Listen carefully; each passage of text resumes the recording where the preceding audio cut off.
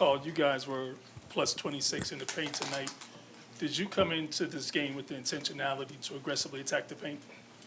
I just came into the game just thinking about being ultra aggressive, and if I get a chance to go downhill or impact the game, I wanted to do that. So tonight was a great night for us, executing our game plan defensively, and it helped us offensively get going a little bit too with those transition points.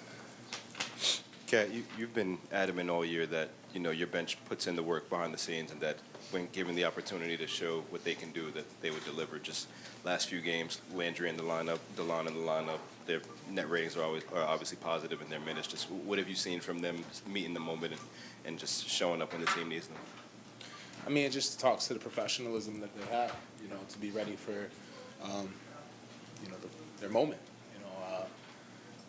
They did a great job of just, every single day we see them working. We see them always being ready for us. So if we ever need them, that they could come in and impact the game. And this series has shown their professionalism. It shows their character.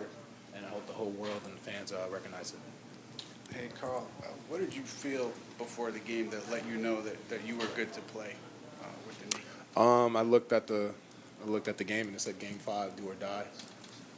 That was pretty much all I needed to see. Shout out to our medical staff. They gave me a chance to go out there and compete tonight. I'm glad I was able to. We put a lot of hours in trying to get myself ready so I could have a chance, and God was good. I was able to go out there and play. That's obviously a much better defensive performance than really anyone's had against them in this whole playoff. Yeah. Do you think what you guys are able to do today is something you can keep on doing against that team? We have to. We have to. It's we have no more room for error. It's our backs are against the wall, and it's every game is do or die. So we don't bring that energy, we don't bring that execution. Our season will be over. Kat, I know. I'm sorry, I don't have the mic. Sorry, go ahead. Kat, I have the mic. you guys were in the same exact position towards the end of this game as you were in Game 1, where you're up 14 with under 3 minutes left. This time, you guys don't let them get that second life. Yeah, it was getting spooky. Yeah. Yeah. But, I mean, was that something you learned about Game 1 that kind of like you guys had Yeah, to apply that sense of urgency? Yeah, I think that anyone who says they didn't, is lying. We understood that, you're looking at the game, and we went from a 16-point game, or now it's 18, and now it's a 12-point game. We go all time out. You understand you got to get one. You can't let them. We didn't want to give them life, and with that team being so good and they played so well this series, you want to execute at a high level, and I think we did a great job of just understanding the situation, getting a good offensive possession, getting some good defensive possessions, putting ourselves right back in a space that we didn't do, like you said, in Game 1. Karl, I know each game is different, but Game 4, you guys gave up 43 first quarter points. Tonight, you only gave up 23.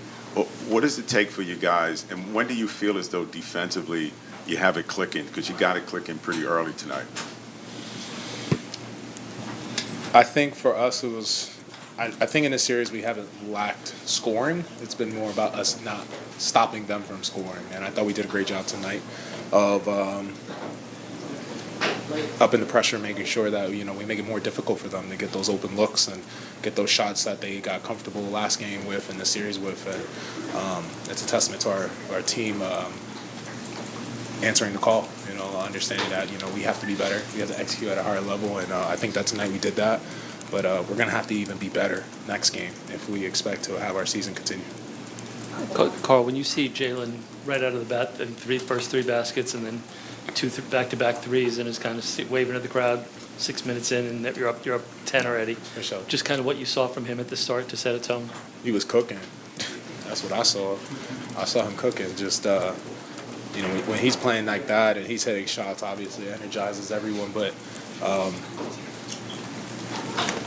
you understand, especially when you're getting points at that kind of rate, you gotta stop. You gotta get some stops, and you don't ever want to be trading twos with twos, threes with threes. You want to be able to get some stops while Cap is on that kind of burner. When he's on the burner. So we did a great job of just executing, holding them to 23 points in the first quarter, something that we did not do well the last game. And again, it's a testament to these guys.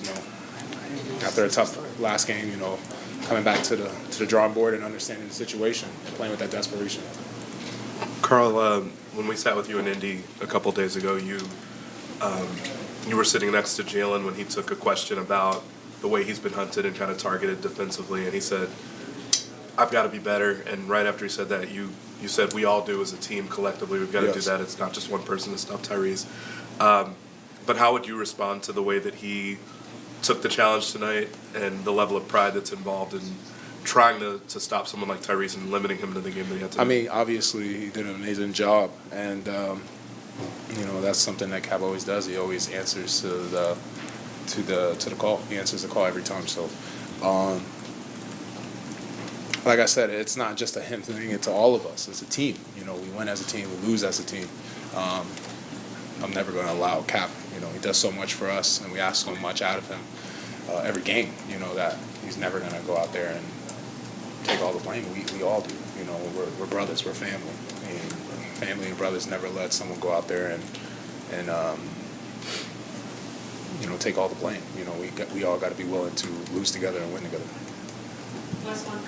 Kind of going back to DeLon and Landry, Indiana obviously plays 10, 11 players, and they play really fast. You guys, up until recently, had a significantly shorter rotation. I'm just wondering, when you add 2 new players to the rotation, just how do you guys feel that in terms of the pace of the play and in terms of the way that Indiana plays? Like, how much of a boost does that give you, just the new bodies in the rotation?